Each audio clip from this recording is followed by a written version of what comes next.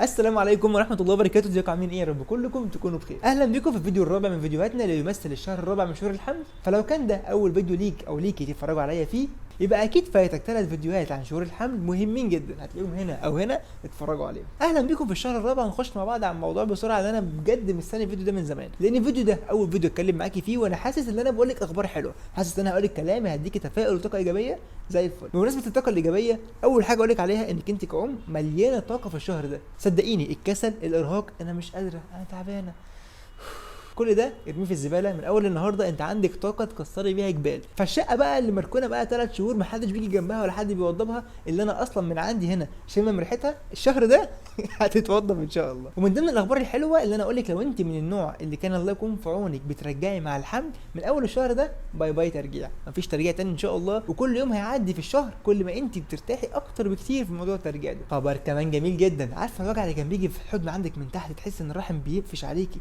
او تحس بنغزه يمين او نغزه شمال، ظهرك بيتشد، انا مش قادره، تقلصات جامده جدا من تحت، كل ده باذن الرحمن من اول الشهر ده هيروح. كمان الام الثدي اللي كنت بتشتكي منها 24 ساعه، دكتور عبد العزيز انا مش قادره، انا عندي الام فظيعه، كل ده باذن الرحمن هيقل. طب خدي معايا الخبر ده اللي انا متاكد انه هيخلي على وشك ابتسامه جميله جدا دلوقتي. دخول الحمام اللي كنت دايما تكلميني تقولي لي دكتور عبد العزيز انا بخش الحمام اعداد لا نهائيه، ده الموضوع ده هيقل معاكي تماما. صدقيني بقى، ده لما كنت مثلا بتخشي الحمام 20 25 مره في اليوم، هيبقى 10 12. ايه ده ما اختفاش خالص يعني. كنت الاول بخش مرتين بس. احنا اكيد مش هنرجع للطبيعي طبعا، لكن احنا الموضوع هيقل معانا بدرجه هتريحنا جدا من الشكوى اللي كانت فعلا مضايقاكي. ويعود التفسير في هذا الامر الى ان البيبي بتاعك الحمد لله كبر وبقلظ وقلبظ، وخلى الرحم بدل ما كان هو اصلا ضاغط على المثانه كده، الرحم لما البيبي بيكبر بيشده شويه ويرفع شويه عن المثانه، وده بيخلي المثانه قادره تاخد راحتها شويتين، انها تملى شويه بول. مش زي الاول بقى لما كان الرحم ضاغط عليها، كان كل ما يجي لها نقطتين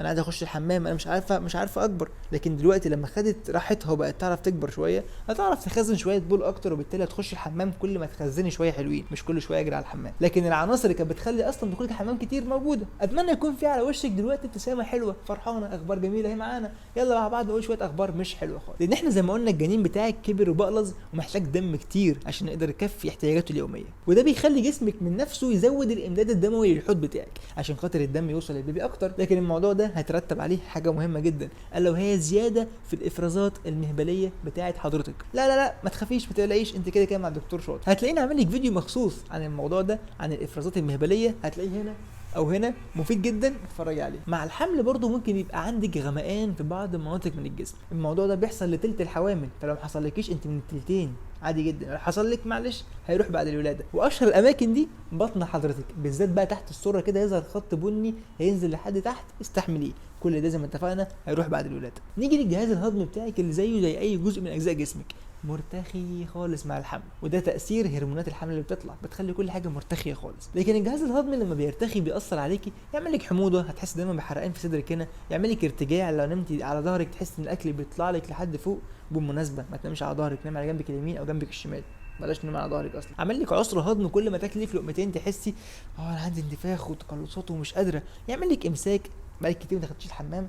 كل ده طبيعي جدا مع الحمل، بالذات مع الادويه اللي انت بتاخديها، طبيعي جدا ان انت تخش في الحاجات دي. عشان كده الحل بسيط، قسمي وجباتك على وجبات صغيره، وخلي دايما فيها خيار، جرجير، خس. الالياف دي كلها بتساعد على ان الدنيا تكون ملينه شويتين، اي الياف هتساعدك على الهضم وتعمل كملينات، فمهمه جدا عندك، وفي نفس الوقت بتقلل من تاثير الحموضه اللي عندك.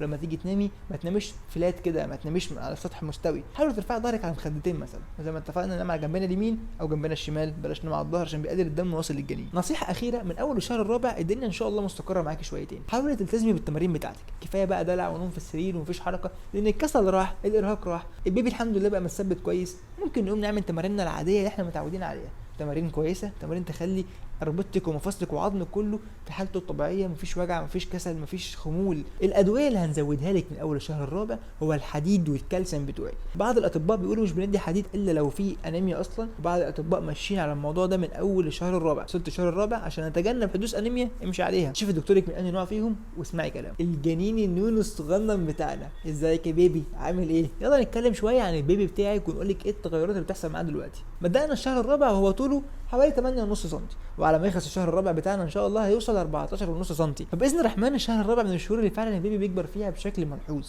لان تخيل معايا بيبدا الشهر هو 42.5 جرام وبيخلص هو 190 جرام. طبعا زي ما اتفقنا اي ارقام في الطول او في الوزن هو رينج مش حاجه ثابته، فما تجيش تقول للدكتور بتاعك انت مش مطلع الوزن زي ما الدكتور عبد العزيز ما قال لي، لان الموضوع كله عباره عن رينج مدى من الارقام مش حاجه ثابته. فسيب موضوع الوزن والطول للدكتور بتاعك، خليك واثق فيه، وطول ما هو شاطر هو يطمنك من غير ما انت اصلا ما تسال. تعالوا بقى نتكلم عن كام صفه كده حلوين قوي في البيبي بتاعك ان شاء الله تفرحك. اولا الجنين بتاعك من دلوقتي بيسمع، ممكن يسمع ضربات قلبك، ممكن يسمع حركه امعائك جوه، يعني لما تاكلي اكله مش حلوه وتسمعي هو بيسمعها زيك بالظبط. حاجه تانية حلوه قوي، ممكن يسمع صوتك انت نفسك لما تتكلمي، بس يكون مكتوم شويتين، هو برده جوه مش بره زينا. هو ممكن يشوف، بس هيشوف ايه؟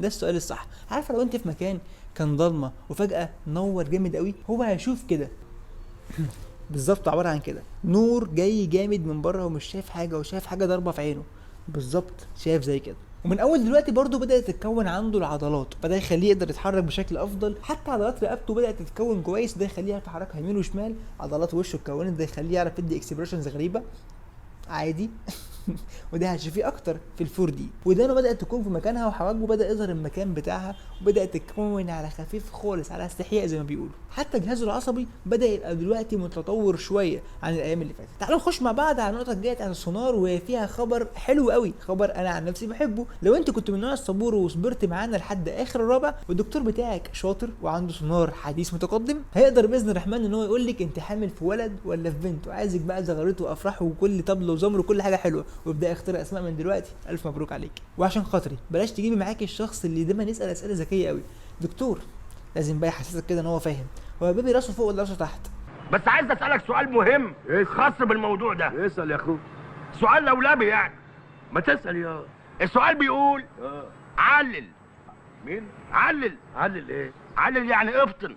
طيب قول. هل محلات الجزاره دي بتبيع لحمه؟ يا نهار اسود.